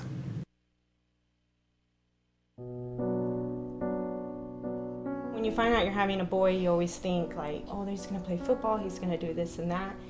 And then when he's diagnosed, all those things get washed away. It's like that piece that's always in the back of your mind, you know, where is he, what is he doing, is he safe? We really didn't know what we were dealing with. I wish that they could have directed me a little bit more and provided me some information. I was a young mom. I didn't know what it was like to raise a boy, despite a boy with autism. Hundreds of thousands of families are not getting the help they need for their children with autism all around the country. ACT Today is determined to bridge the gap. These families really have to go through a lot to get a grant. The application process isn't easy. The records, the diagnosis proof, they're really battling for their kids. So when we can give them a grant, it is so wonderful to see that they succeed in getting that help for their children. Our founder, Dr. Doreen Graham-Pichet, is an amazing woman, and she is one of the world's foremost authority on behavior of children with autism. She's extremely knowledgeable, and she oversees every single grant we give. She is part of that process. People may think of autism care and treatment as simply schooling or therapy, but you know, we provide important safety supports, things like fencing, for example. The whole family's living in fear of that child running out into traffic. I recently delivered an iPad to a little boy with some of the apps that are out there for children with autism. Miracles happen. I got the iPad from ACT. From ACT? What yeah. did it say? Can you repeat that, Dustin? I got the iPad from ACT.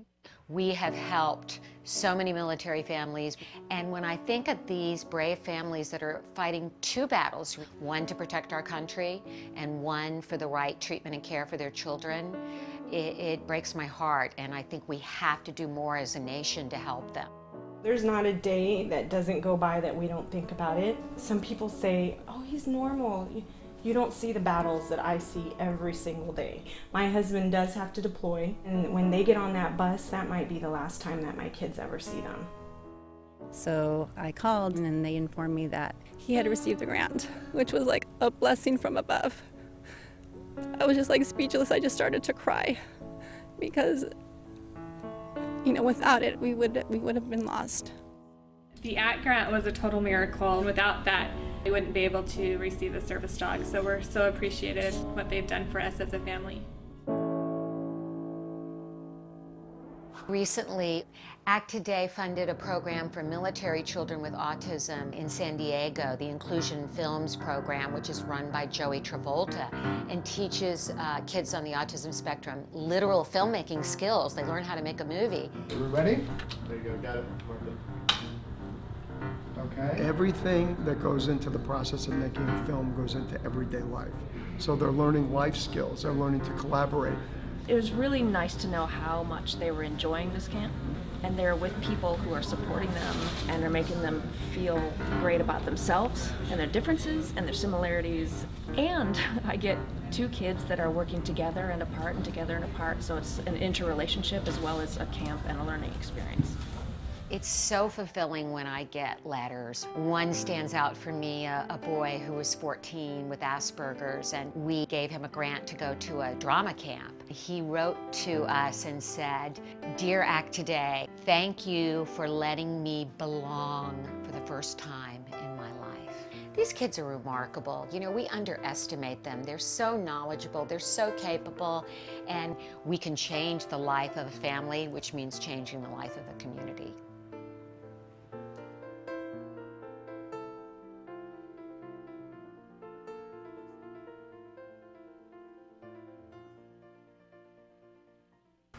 Welcome back to Autism Live. I am so thrilled right now because we are joined by the lovely and beautiful and intelligent Julie Cornack. She is the public policy analyst here at the Center for Autism and Related Disorders.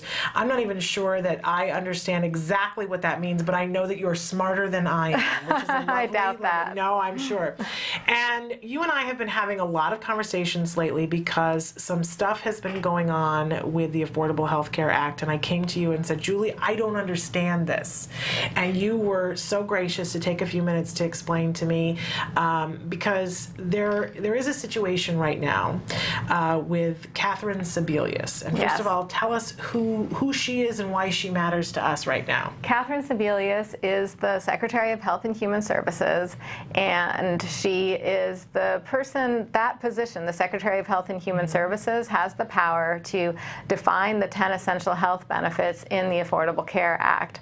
Okay. So the Affordable Care Act lists 10 essential benefits, and one of them includes behavioral health treatment, but doesn't specify applied behavior analysis, doesn't specify ABA, and she has the authority and the power in the law to actually do that and to specify that ABA for autism be a mandatory health treatment. Okay, so let's back up just a little bit, because there was so much that was happening when the Affordable Health Care Act was being ironed out, and there was so many discussions, and what we kept hearing was that the louder voices were there and were making sure that behavior health was included, and that was such a milestone, and we were all excited, and it was just, I mean, as close to partying in the streets as the autism community can get. And then it passed, and we were thinking, you know, what's going to happen? But I was under the impression that on January 1st of 2014, that if the bill stayed as it is right now, that all of our level playing field on all 50 states, all kids, were going to have a policy that included behavioral health, that included ABA for autism. I was walking through my world thinking that's what's going to happen. Well, that's our goal, and that's exactly that's the ultimate goal, obviously.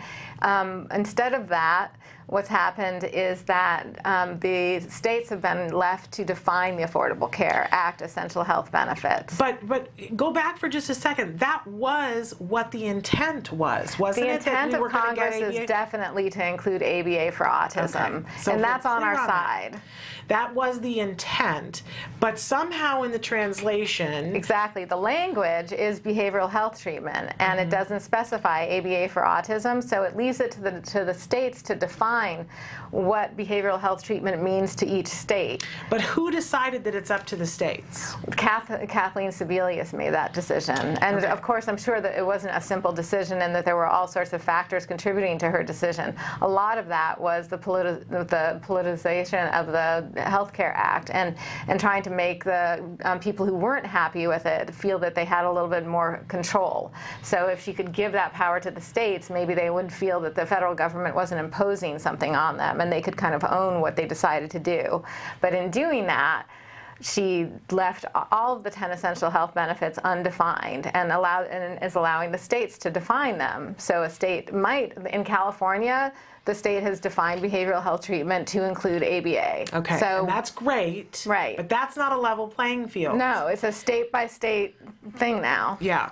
And so once again, we have a possibility of going back from where we came. And in fact, there are some states that already have a mandate, but it looks as though there's movement in that state to not include ABA in the 10 essential health benefits, which will really create havoc. You're exactly right. So the Affordable Care Act is very confusing because it's a 1,000-page law, and it includes all kinds of little exceptions to this and rules for that. And so the essential health benefits actually only technically apply to the individuals and small group people who buy from the state in those health exchanges that we've all heard about. Right. But in order to be able to create the insurance plans in those states, in those exchanges, the state has to pick an insurance plan that's going to represent the minimum benefits that will be offered in those exchanges. And we've been working under the impression that no matter what, the minimum had to include... And it doesn't have to include that. So any state, even if a state has a mandate, could choose a policy that doesn't include ABA for autism.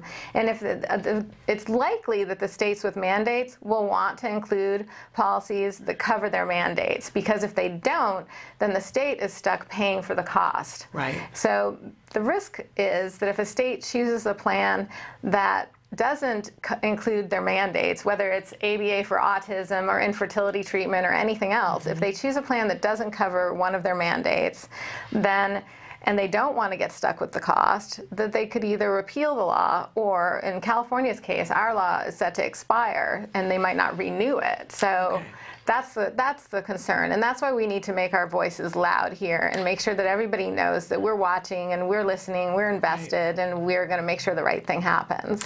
And absolutely, and for the longest time I've said, one of the biggest difficulties that faces the autism community is that we have lots of different factions and we have lots of different things that we agree and disagree on, and that we have not rallied around a single thing, all of our voices together. This is a great thing to rally around. Here it is. Yeah. And so you took the opportunity because, as I said, you are smarter than I am and a public policy analyst. You wrote a very simple and non-politicized petition. Exactly. And what do you ask for in the petition? In the petition, we want Kathleen Sebelius to use the authority that the law gives her and define ABA to be a benefit under the behavioral health treatment essential health benefit. Which is what the intent of the law was. The intent of Congress was definitely to include ABA for autism. She was given the power, she has the power, and she opted not to use it and abdicated it to the individual states. She gave it to the states. I don't like to say abdicate because I'm sure she was I'm sure she didn't want to abdicate. Okay. And I imagine that in her perfect world, she would have just gone through it like a Christmas list and, given everybody all the, definitions that worked for her, which would have included ABA for autism. I think that we have somebody on our side here, but we need to remind her that the states aren't necessarily going to make the choices that we need them to make, and let's simplify this and take the power back.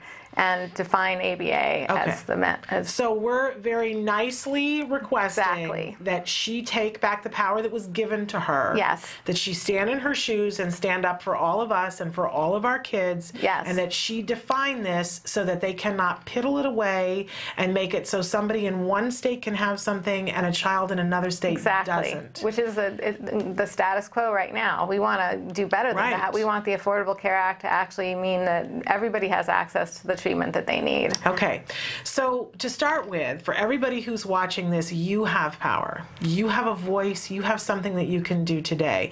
And one of the things that they can do is sign that petition. They can sign the petition at change.org. I think it should be on your Facebook. It is on our Facebook now, so you can go to Autism Live on Facebook, and it will connect you to the petition. It doesn't cost you anything to sign the petition. And if we can amass all of our voices there, but there's something else that we decided to do to bring awareness to this issue as well. And both of us are wearing these lovely little ribbons here. And, you know, ribbons are a big thing. People wear ribbons all the time. People like their ribbons. We do like our ribbons. And you wear them for, you know, different colors, for different situations, for different, you know, concerns and causes, and they're different colors. And usually they point downwards. And our fabulous Suzanne Oshinsky came up with the idea of an infinity ribbon. And so you are wearing one that has ladybugs. Why is that your, is there a reason why you just love your ladybugs? Oh, I'm not too attached to the ladybugs. Suzanne is an artist, and so she color coordinated me, thankfully. Oh, there you go. So. And mine has space things on it, because if you watch the show, you know that my son wants to be a rocket engineer. And so each one of the ribbons, it really is something that's your preference. You can personalize it. You personalize it, absolutely. Or color coordinate it. Color coordinated. But our whole thing here is, the reason why it's an infinity ribbon is because with ABA, the possibilities are infinite. Exactly. And that's a message that we need to get out there to everyone, and not allow them to take away the ground that we have made. Exactly. We got to level this playing field, because with ABA, the possibilities are infinite. You're absolutely right. It's a great campaign. Absolutely. And so we want to encourage all of you who are watching, first sign the petition, and then make yourself a ribbon. We're making a video right now to show you very easily how to make a ribbon. It takes just, you know, 1 second to figure it out, but we're making a video so that you can see how to do that, and then wear it. I'm going to be wearing it every day on the show, and I'm going to be encouraging everybody that I see on a regular basis, handing them out at the grocery store, you know, because people need to know how beneficial ABA is. Yeah, we want to get the conversation going. We want people to ask about the ribbon and ask, you know, what does it mean? What is ABA? Why is it important to you? Absolutely. And of course, we want for Catherine Sebelius to see this and realize that as a whole, as a community, we are a force to be reckoned with. We're not going away. That's right. We're not napping. And this is something that we all can agree on. We have a lot of support. There's no, there really aren't voices against it who aren't part of the insurance company. Right. So. There's no reason to be against this. It's what the intent of the law was. There is no political issue here. It doesn't matter where you stand on everything else. We know that ABA is effective. ABA is effective, and it's cost effective. Yes. And people have to remember that, because people will view ABA as an expensive solution. That's true. But it's much more expensive to do nothing. Absolutely. If you look at the funds of what it will cost to take care of a child over their life if they don't have ABA, it is astronomical compared to the price of what it is for ABA for a few years. They've done the research, and the lost productivity of the child, the lost productivity of the child's family, it all adds up. It's a little over $3 million over the course of a lifetime. Amazing. So it's a small investment to allow a child to fulfill his or her potential. Right, and the thing I'm all the time saying, you guys, our kids deserve this. They deserve it. And we have one dad that we have had on the show before who said to me, he said, I didn't find my voice until my child didn't have one. I'm asking all of you to find your voices on this matter. Sign the petition, wear the ribbon, pass the ribbons out. Let's be heard on this issue. This is a critical time. This is the time when changes will be made and decisions will be made, and we want the decisions to be made in our favor. Absolutely. And this is the time. There's not going to be another time in history like this. People need to get out there and be heard. And if we aren't successful in getting Catherine Sebelius to take this back, we leave room for all kinds of things to happen, and for children to be refused ABA. So let's not do that. Exactly right. Let's not do that. Make your voices heard. Well, Julie, thank you so much for being here with us and for penning the petition with such great words. Thank you. And we'll look forward to having you back in the coming weeks to talk about how this campaign goes. I look forward to it. And Thank you. success. When she takes her power back, you and I are going to party. We are going to have a big party. Okay. All right. All right, we're going to take a break, and we'll be back more with ABA and funding. That's our topic for the week after these messages. Stick with us.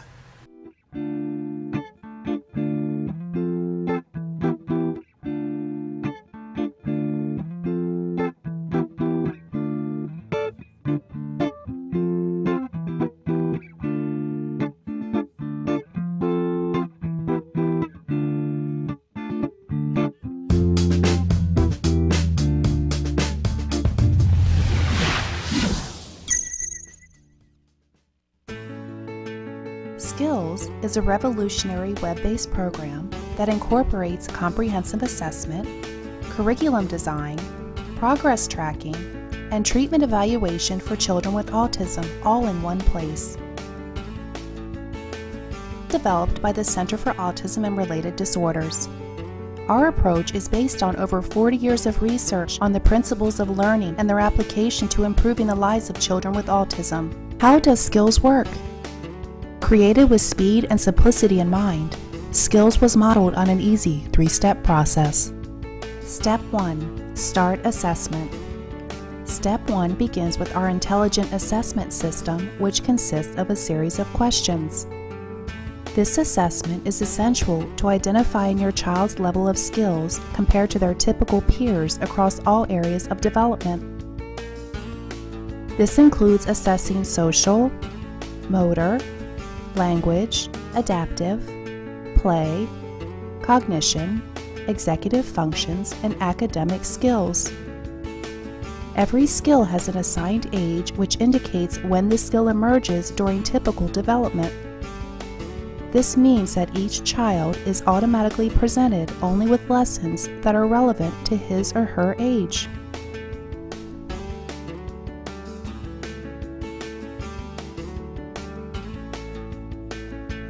Step 2. Choosing activities. It's now easier than ever to build an individualized treatment plan. In Step 2, you are presented with an individualized pool of activities that are directly linked to your student's assessment results. Each activity represents a specific skill that has been indicated by the assessment as needing to be taught. Activities are categorized by curriculum and then by lesson. There are 3 main types of skills: building blocks, fundamental, and expansion skills. Fundamental skills are necessary for successful everyday functioning. Building blocks are prerequisites to a fundamental skill. Expansion skills are non-essential skills, but may provide further enrichment in certain areas. After reviewing the activities available to you, you can quickly add your chosen activities to the treatment plan by simply checking the box and clicking the button. Step 3. Start treatment. Once you have selected and added the activities you want, you are ready to begin teaching. Skills provides you with all the tools necessary to design and manage an effective curriculum plan, such as printable activity guides that are customizable by the teacher, supplemental teaching aids including printable data sheets, teaching guides, visual aids, worksheets, and tracking forms, detailed IEP goals and benchmarks for each activity, brief and visually appealing video tutorials, a variety of treatment progress and clinical timeline charts, and lots more. And since Skills is completely web-based, everything you need is available 24 hours a day, 7 days a week, in one easy-to-access location. Skills users even benefit from unlimited access to a support community, where they can ask questions and share ideas with a skills expert. Skills is always with you.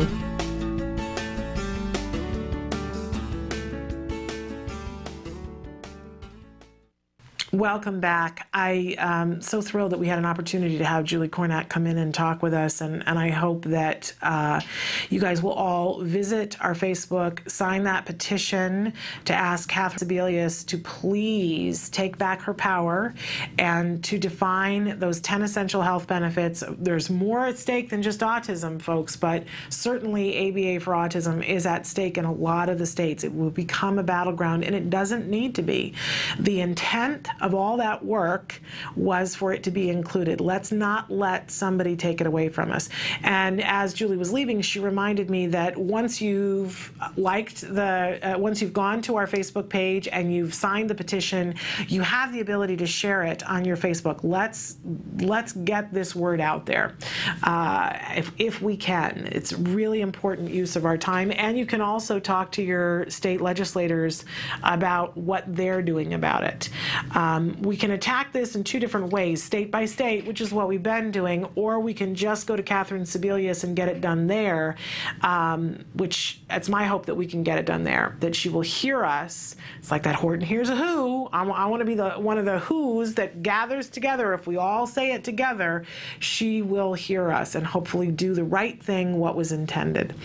Okay, now we have been talking about ABA because all week long we're talking about funding, and I did think it, I was thinking about this last night and this morning, and I said, well, you know, we have to talk about the funding, but it's important to talk about why. Why do we need the funding for ABA? You just heard Julie Kornack say that across a lifetime, it will save millions of dollars to have invested the time to do ABA. And I certainly think about my son and where we would have been. You know, the ribbon is for, with ABA, the possibilities are infinite. And I have to say that I saw clearly what the possibilities were before we started ABA. And it's one of those things that I find myself getting emotional. I think I've told the story before that we had to fight to get ABA for my son, especially in that first year. And it was tough. It was really, really tough. And there were a lot of days that I shed a lot of tears about, were we doing the right thing? And I said over and over and over again, I'd like to look into a crystal ball and see the future and know that we've done the right thing, because we really were risking a great deal, certainly financially, to do what we did. And the school had been offering us a placement for my son in a preschool, and that they felt was appropriate. And I said, no, we need to be home doing quality ABA therapy for 40 hours a week, or we're not going to get this done. And, you know, the things that I was told, that, you know, that just was not going to be appropriate, that was not going to be possible, that was, you know, yada, yada, yada, yada, yada. And the thing that I said over and over and over again was, man, I just wish I could look into a crystal ball. I just wish I could look into a crystal ball. I wish I could know that this was the right thing. And it was almost a year later that my son was still having speech at the school that would have been the preschool. And there was a little boy that we had met before we started ABA who was very similar to my son. And his parents did not fight for the ABA. Two little boys in the same community with the same diagnosis. And he went to the preschool and my son had ABA at home. And it was a year later, and my son was at speech for just a half an hour at the same location. And he was finished with the speech person, and they were coming out and walking across the sidewalk coming towards me in this one particular walkway that has this very futuristic feel to it. And on the other side, the director of the preschool was walking with this other little boy. So they were both coming at me at the same time. And it was one of those horrible moments where I got to see the crystal ball that I had wanted so badly, to see this tale of two little boys. And my son was walking towards me, but he was talking to the speech teacher and talking about something that they were playing together. And they were having this conversation, and their body language was such. He wasn't holding hands with her, but he wasn't running away from her. And at some point, he looked up and saw me and said, "Mom, you know, we played cootie," or whatever it was, and came running towards me and gave a hug, while the other little boy was trying to elope, and she was having to keep his hands, and he was looking down, and there was no conversation that was happening. And, you know, it was one of those things that I kept on saying, oh, I wish I could have the crystal ball, I wish I could have the crystal ball, I wish I could have the crystal ball, and there it was, right? And yet in the moment, as thrilled as I was for my child, I realized his mom is somewhere, and he's coming to his mom too, and he's not coming in the way that my child is. And he may never come in the way my child is, because he hasn't had the benefit of what my child has had the benefit of. And it's not because it wasn't a good parent. No, it's because they didn't understand how hard they had to fight, or they couldn't fight. You know, no judgments, but it still resulted in the same thing, that this child did not get the benefit, and my child did. And ladies and gentlemen, that is why I am here. because I literally can't sleep if I think that there are those of you out there who don't understand how important this is, that all of our kids, that this playing field get leveled, that they all get the benefit. That image of those two boys coming towards me will stay with me forever. And if I don't do what I can do as a mom to make sure that I pay forward what we had the benefit of, then, you know, it's time for me to go home. So I ask you to, you know, first you have to help your child. It's the hardest thing. First, you have to help your child. So I urge you, wherever you are, if you have not started ABA, today's the day. Make the phone calls that you need to make. Tell us what's stopping you. Write to me right now and say, here's what's in my way so I can help you. It may take a while, right? But we're going to figure out what is going to work for you so that you can get access to the information that you need to help your child get ABA. But by the same, you know, while you're helping your child, make a loud voice, because in just over a year, we could be in a different place if we make sure we nail this down. Sign that petition. Tell Catherine Sebelius we are on the job. I said to somebody the other day, oh, when I realized what could happen, I was like, oh, no, no, no, no, not on my watch. No. Let's finish the job that we set out to do and make sure that this playing field is level, because with ABA, the possibilities are infinite. And without it, let's not even go there, okay? We're gonna take a break and come back and talk about the functions of behavior and what the 4 most common culprits are for challenging behavior. Stick with us. My name is Rocky. Autism used to affect 1 in every 10,000 children. Now it affects 1 in every 91 kids. TACA is one of 5 organizations helping families living with autism today. Our kids came back to life. There's a whole community out there, and now we're a part of it. Oh. TACA has a place for me. To find TACA, go to www.tacanow.org. Please. Welcome back. We're taking on the 4 most common culprits of challenging behavior. We talked a little bit earlier about the 3-term contingent, the ABCs of behavior. For every behavior is just communication, right? And for every behavior, there's something that happens, which is the antecedent, the A, the behavior, and then there's the consequence, right? And we're always trying to figure out what's the function of the behavior, what's the paycheck. I like to sing that song, you know, function, what's the function? Stealing from Schoolhouse Rock, because when my child is engaging in challenging behavior, this happened last night, that my child had a little bit of a, not quite a meltdown, a little bit of a tantrum thing that was happening, and my husband and I were sitting on the couch, and something happened, and I found myself going, wow, look at that behavior. There's some communicating happening there, right? As I'm sipping my water and not getting emotionally involved in it, and I could feel my husband, he was like, why is this happening, right? And both of us were sitting there, and, you know, because we've been at this for a little while, we started going, you know, what paycheck are we looking for here? What's he looking for here? And there are 4 usual suspects, right? And when you start to look at a behavior and go, we're not always going to be effective at this as parents, right? And we need to accept that with a sense of humor, but you can look at it. You can look at it and go, what do I think is happening here?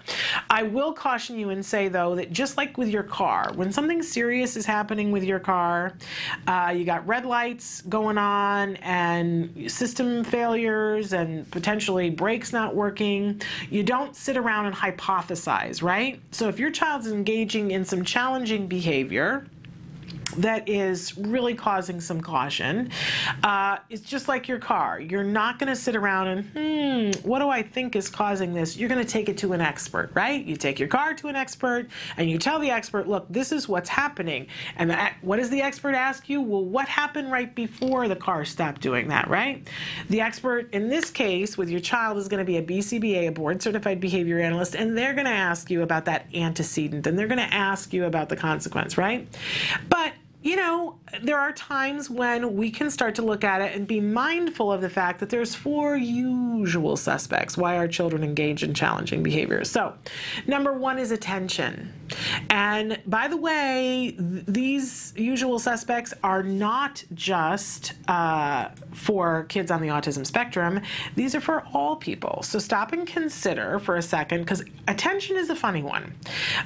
We need to be mindful of the fact that when somebody wants attention, they are not going to necessarily seek positive attention.